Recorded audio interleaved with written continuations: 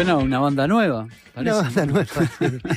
Buenas noches, Marcelo Pereira. Bueno, un gusto haberte recuperado. Sí, sí. Acá nos llega un mensaje, dice: buenas noches, excelente programa. Se extrañó a Sofía ayer, por supuesto se extrañó. También se extrañó a Marcelo Pereira el día jueves, pero lo tenemos nuevamente con nosotros entonces. En este caso, además, con música como suele hacer habitualmente, de un tiempo a esta parte, incluso a veces respondiendo a pedidos de oyente. En cuanto al idiomático, volvió una banda en español, entonces en estos momentos. Pero que no, lo que escuchamos es instrumental, así que no importa.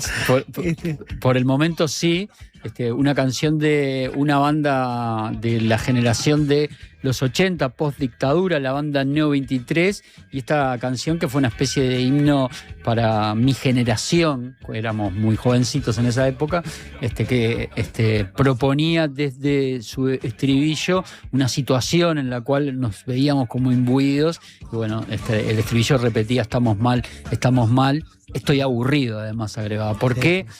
Para esta columna llamada La Esperanza Política en Crisis decidimos ambientarla con esta música. Bueno, porque justamente esto tiene aquel espíritu de época, ¿no? Por lo menos de una parte de una generación, porque mientras pasaban esas cosas como los juicios, el juicio a las juntas en Argentina, y en otros sentidos el 85 era un año de recuperación de la democracia, de mucho entusiasmo en una parte de la población. Para otra gente, sobre todo para la gente más joven, o una parte de la gente más joven, era un momento de esa sensación de no tener expectativas, falta de futuro, no sabemos qué vamos a hacer, no estamos como asfixiados acá. Y esto me vino a la cabeza porque, como vos decías hace un rato, yo me centraba en la última encuesta de la usina que publicó La Diaria, que fue el lunes. Ahí en particular, una pregunta que me parece que el resultado que da es pavoroso.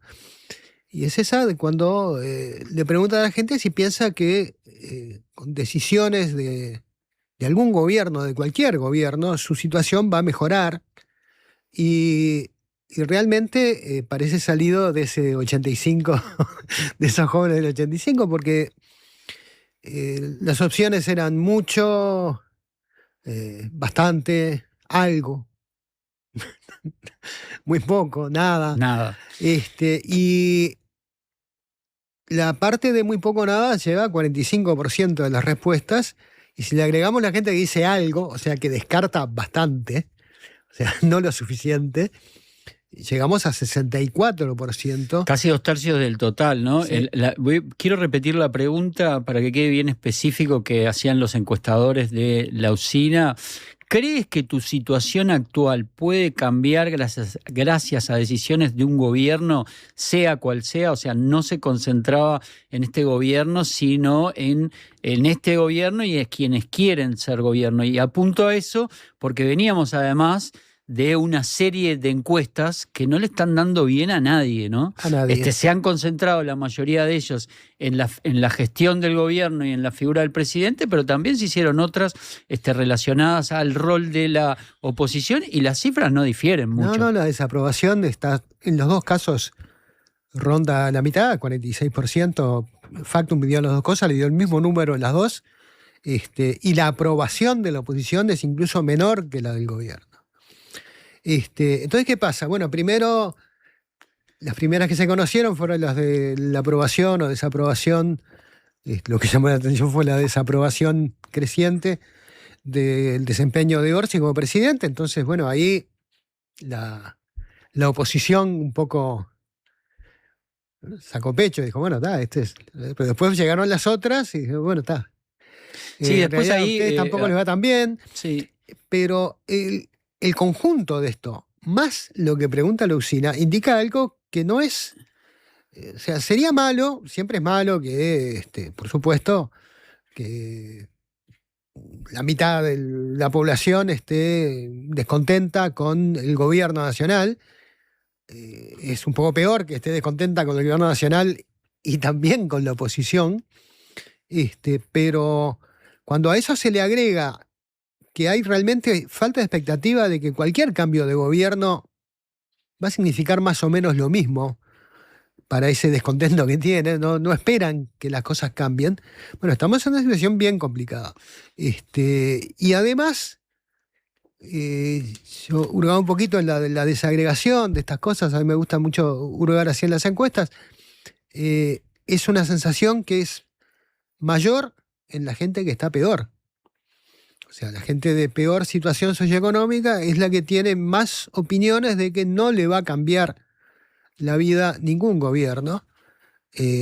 La gente de más edad también opina en mayor proporción que el promedio, que ya es alto, que no le va a cambiar la vida ningún gobierno, o sea, esa gente que está viviendo ya de su retiro o que está cerca de retirarse y no piensa que ninguna decisión de algún gobierno le vaya a cambiar las cosas.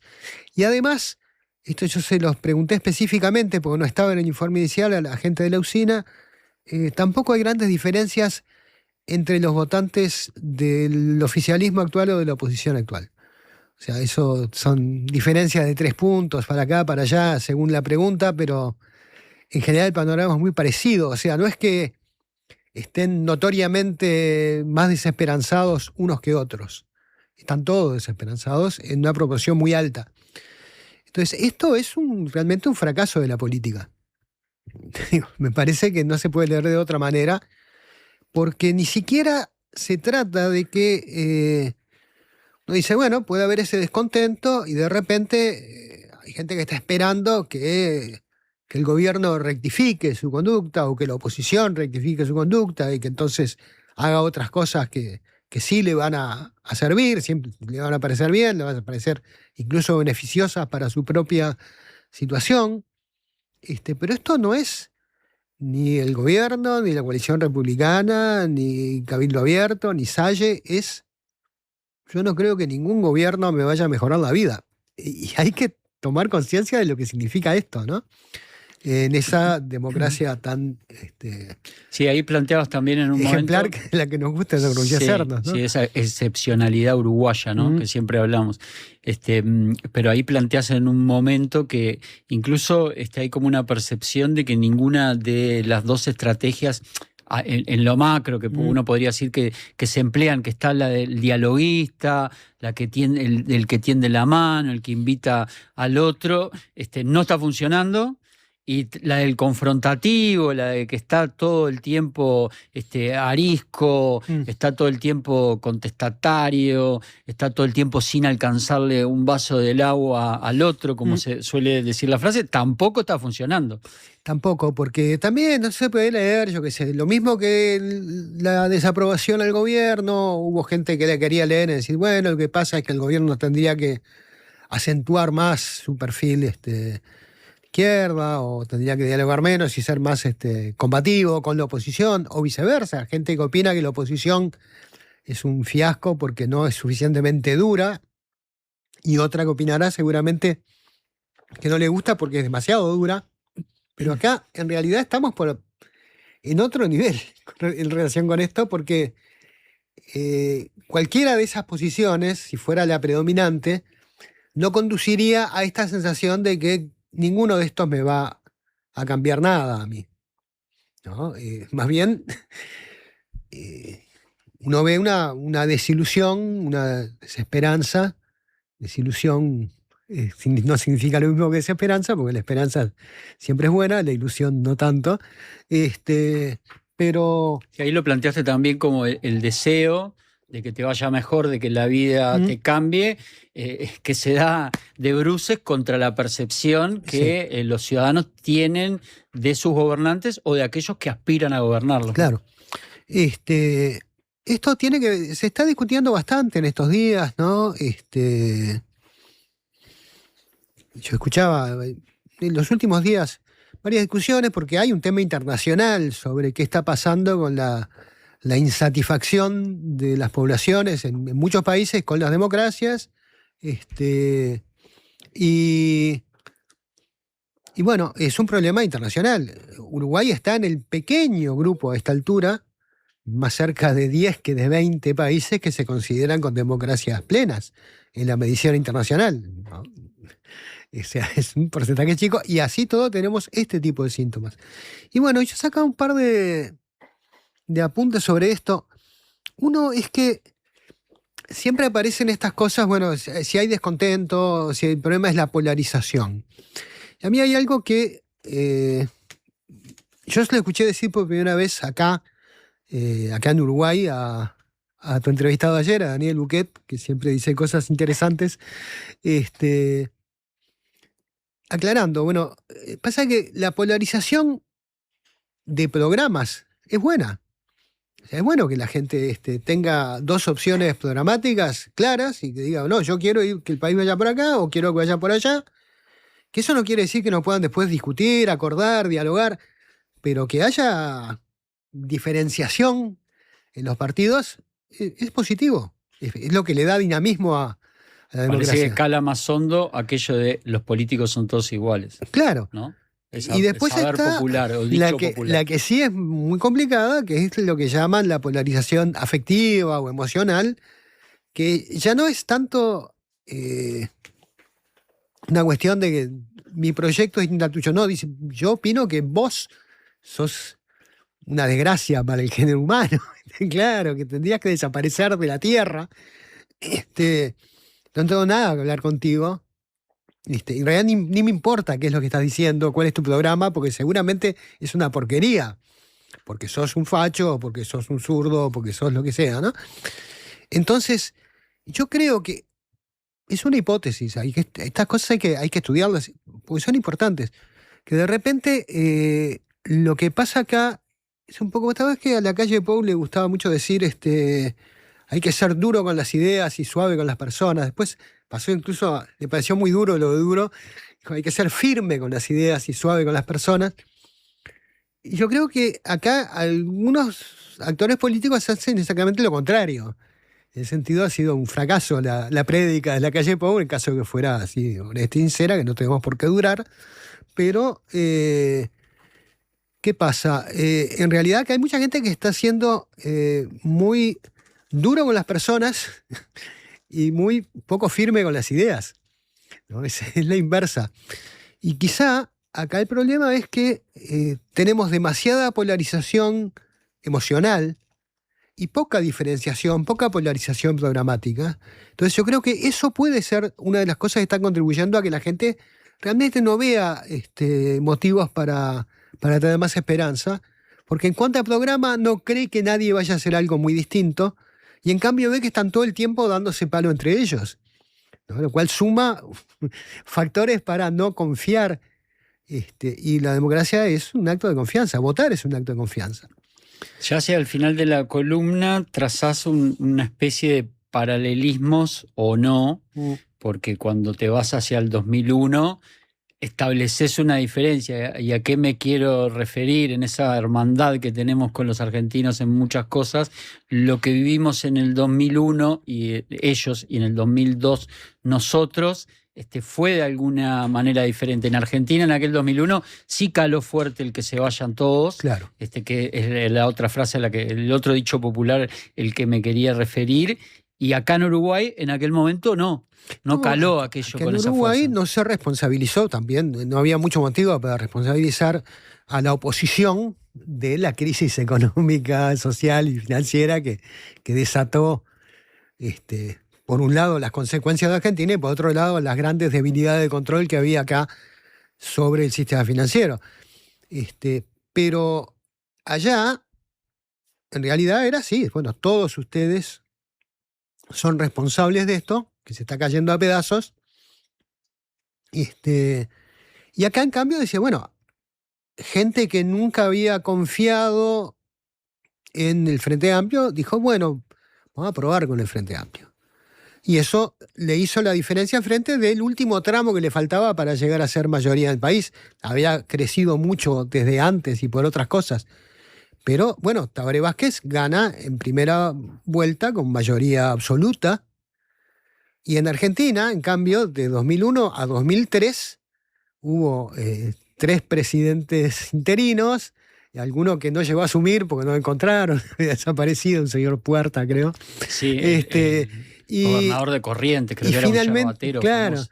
finalmente gana Néstor Kirchner en el 2003, pero él recibe un 22% de los votos y tenía que ir a una segunda vuelta con Menem, que había sacado 25%, o sea, entre los dos no llegaban a la mitad de los votos, ese iba a ser el balotaje, y Menem vio que si le presentaba se le complicaba en la segunda vuelta, se iban a juntar todos contra él, iba a ser un revolcón muy duro para su trayectoria, después de toda esa épica de ganador que tenía, y no se presentó.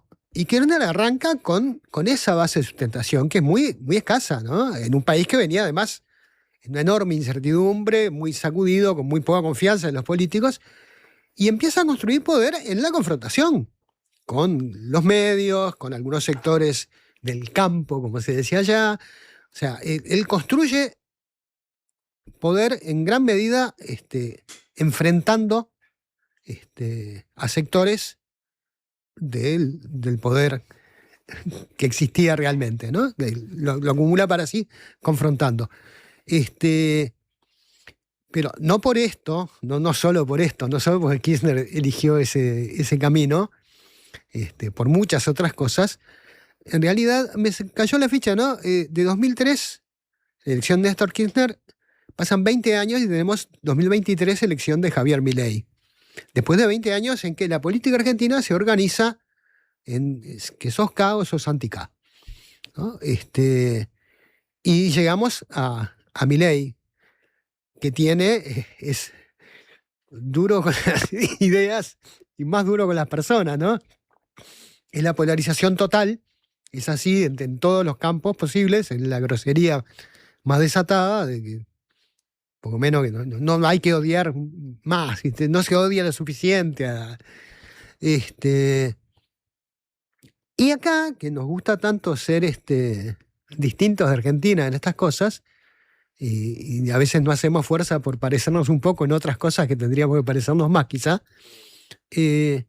Bueno, están apareciendo síntomas de que esa diferencia se va disminuyendo. No estamos en la situación pre-Milei, pero podemos estar en una situación incluso hasta más lamentable, que es ni siquiera la expectativa de que va a venir un loco desatado y a ese sí le creo porque es distinto y va a arrasar con la casta. No le creo a nadie. Entonces, vamos. Estaba mirando si hacíamos un paralelismo con Argentina, nos quedarían 20 años para llegar al escenario en el que está Argentina actualmente, pero con lo acelerados que son los tiempos, muchachos, yo no sé si nos quedan 20 años y no ponemos las bardas en remojo, como se dice también. Y hay que pensar dónde puede estar Argentina dentro de 20 años también. Sí, también. Pero Marcelo, bueno, sí, son luces de alerta, que yo creo que esto, que no es que a vos te va mal, pero a vos también te va mal, no, les está yendo mal a todos, no se está yendo mal. Acá hay un problema que tendría que encarar el sistema ordinario, la sociedad. Nadie se puede sentar a mirar esto con cara de satisfacción porque nos involucra a todos y complica mucho la vida política, ¿no?